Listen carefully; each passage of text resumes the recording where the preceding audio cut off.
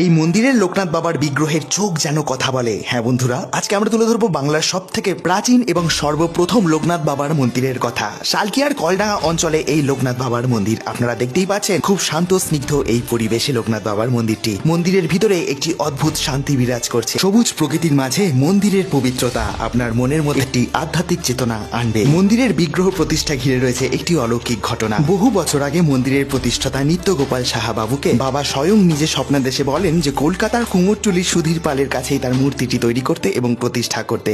বাবার স্বপ্নাদেশ অনুযায়ী নিত্যগোপাল বাবু সুধীর পালের কাছে যাওয়ায় সুধীর পালও সেই একই কথা বলেন নিত্যগোপাল বাবুকে।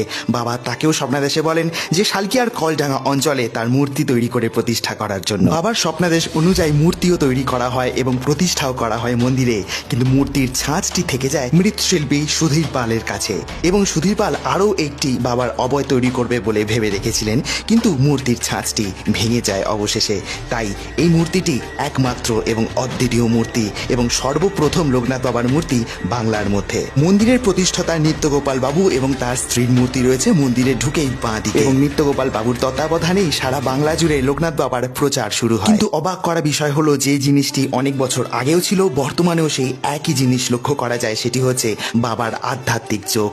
এই চোখ যেন কথা বলে। বাবার কোনো ভক্ত সন্তান এই মন্দিরে এলেই সেটি প্রত্যক্ষ করেন এবং উপলব্ধি করেন মন থেকে যে বাবার চোখ যেন কথা বলে। এই মন্দিরের মূর্তিটির চোখ যেন জীবন্ত একটি চোখের দৃষ্টি।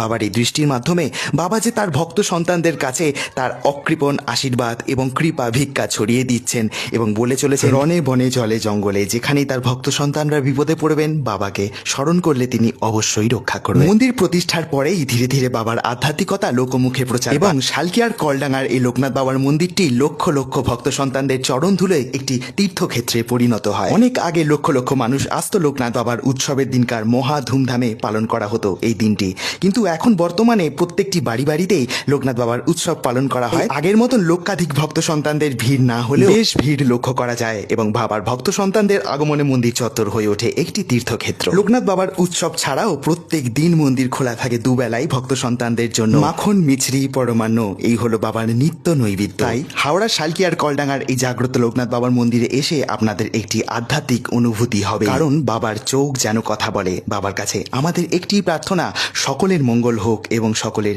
চিত্তশুদ্ধি হোক। ভিডিওটি ভালো লাগলে লাইক শেয়ার কমেন্টের পাশাপাশি হ্যালো শালকিয়া ফেসবুক পেজটি লাইক এবং ফলো করতে কিন্তু একদম ভুলবেন না। দেখা হচ্ছে অন্য কোনো ভিডিওতে। নমস্কার।